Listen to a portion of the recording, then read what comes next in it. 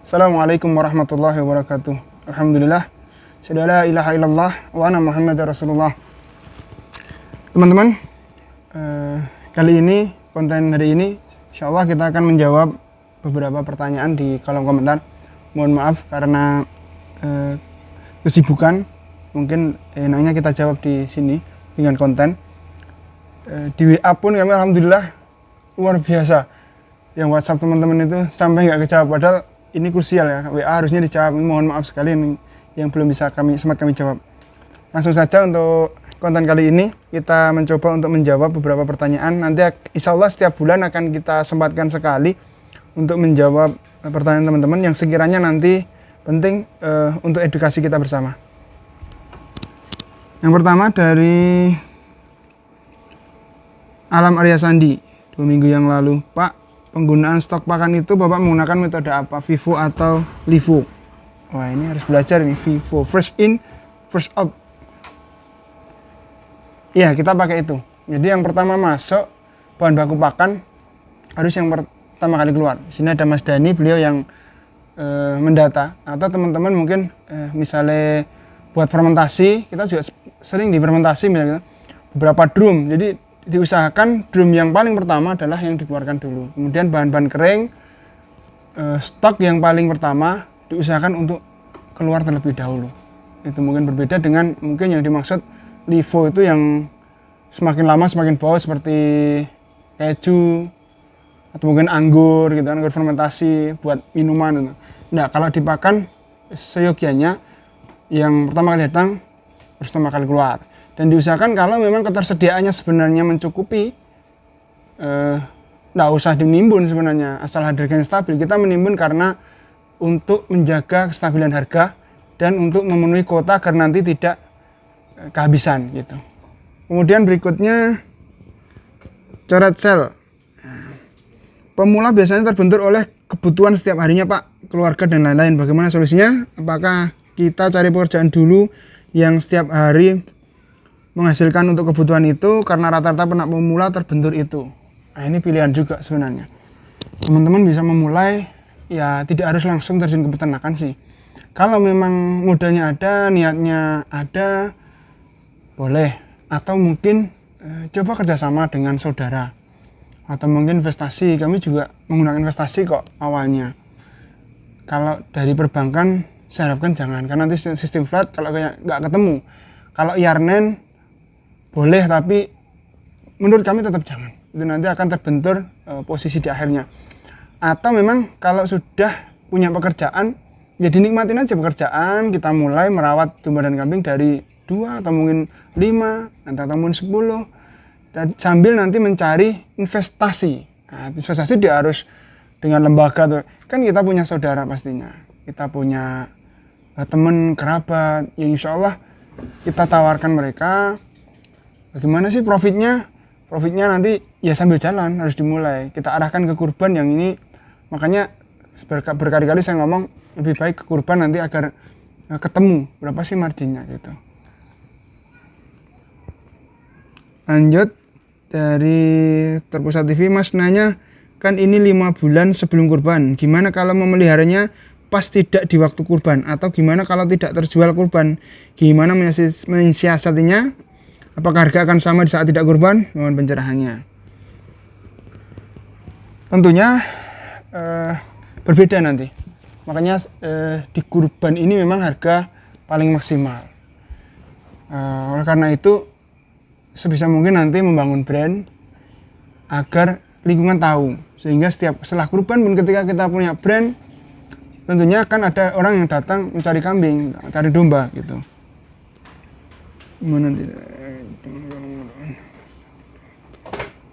Kalau pemeliharanya tidak di waktu kurban, pilihannya breeding.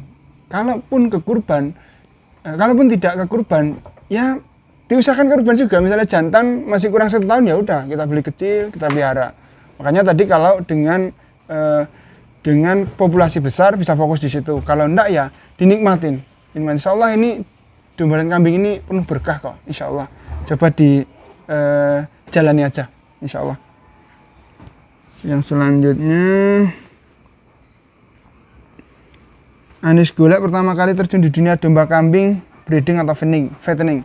Awalnya kami breeding, kemudian tergiur, keuntungan yang tinggi ternyata fattening. Nanti terbentur, di penjualannya nggak maksimal. Kemudian kita fattening kurban. Gitu. Akhirnya kami kembali ke breeding juga. Nanti ini semua dijalani dulu lah. Apa pilihannya? Gitu. Secara hati nurani dulu aja. Kalau saran kami breeding untuk kedepannya, tapi untuk fatteningnya di kurban, mungkin itu. Suroso, Mas, kalau obat-obatan yang disiapin apa aja? Nah, ini konten terakhir nih. Insya Allah nanti ada albendazole, ivermectin, macam-macam. Nanti lihat di konten yang kemarin, di SOP awal masuk kandang. Kemudian Agus Momon, aku pengen ndang eksekusi Pak, tapi modal rungono. Kira-kira modal piro nggo skala rumahan? Ya berdoa dulu. Insyaallah tadi sudah kita jelaskan. Dan modal kira-kira berapa? Lihat di konten juga, insyaallah ada. Sekali lagi mungkin bisa komunikasi dengan teman, kerabat, atau mungkin seadanya lah, atau mungkin jual aset, monggo. Insyaallah penuh berkah kok di dunia kambing ini. Kemudian penjelasan kurang sistematif, coba lebih fokus saja breeding dulu, setelah itu baru pengemukan. Siap, insya Allah. Mohon maaf karena kemarin tergesa-gesa di breeding. Sebenarnya nanti breeding pun ada beberapa klasifikasi. Ada breeding mulai dari indukan hamil lebih prospek, atau mungkin dari yang kecil sekalipun. Gitu. Mohon maaf karena kita tergesa-gesa, ini baru belajar. Insya Allah ke depan akan kita buat konten-konten yang untuk di breeding lebih spesifikasi lagi, insya Allah. Manurung Motovlog, Bang, saya mau nanya lebih mahalan harga domba apa kambing? Kalau bisa jawab ya Bang. Fluktuatif. Nah, ini nanti tergantung dari data geografis juga berpengaruh. Di dataran tinggi pegunungan mayoritas mereka konsumsi domba. Nah, otomatis nanti kambing akan berbeda harga. Kemudian Jawa Barat mungkin juga berbeda. Pertama dari letak geografis, kemudian lingkungan, kemudian dari ras. Ya kan? Kambing yang mana? Misalnya kambing ada sanen, ada bor, pastinya harga akan lebih tinggi dibanding dengan kambing kacang, kambing lokal wilayah tertentu. Itu sama saja, nanti di domba juga sama.